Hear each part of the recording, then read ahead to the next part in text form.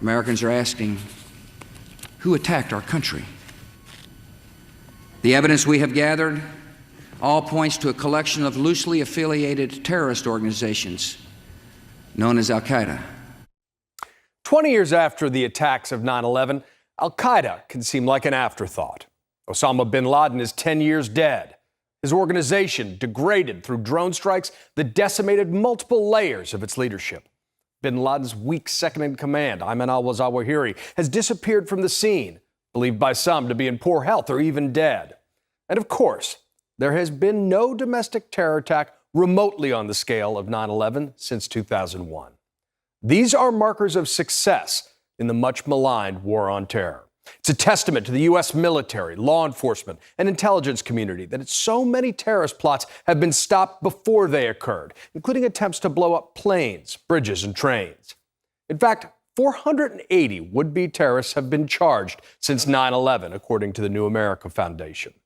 But for all of this, the threat of jihadism is not over. Al-Qaeda has been eclipsed by others, offering a more decentralized network, motivating lone wolves through online radicalization, resulting in deadly terror attacks over the past decade, including the Pulse nightclub massacre that killed 49 and the 2015 shooting in San Bernardino that killed 14.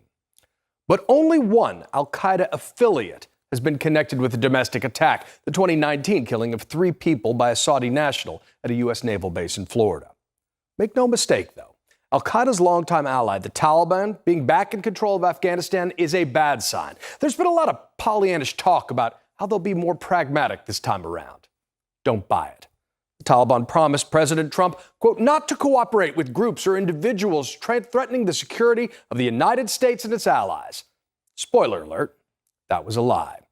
Not much better was President Biden's claim that Al-Qaeda is gone from Afghanistan. His own Pentagon confirmed that isn't the case. And it's not like this is a big secret.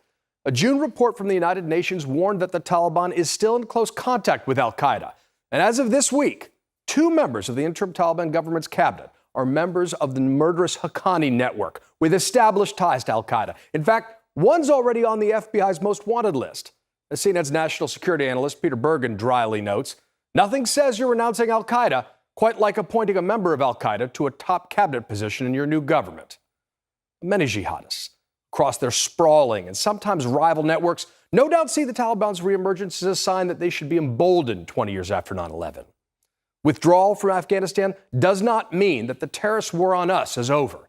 Terrorism, unfortunately, is always one bad day away from being issue number 1. And perhaps that's why President Biden quietly reauthorized the national emergency declaration put in place after 9/11 just yesterday. But none of this means that Americans should live in fear. That's, of course, what the terrorists want us to do.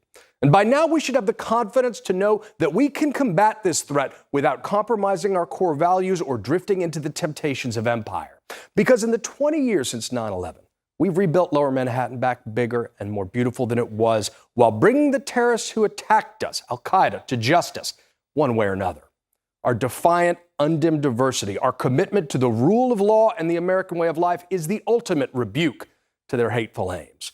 And for all the mistakes we've made, America is still the land of the free because we're the home of the brave. And that's your reality check.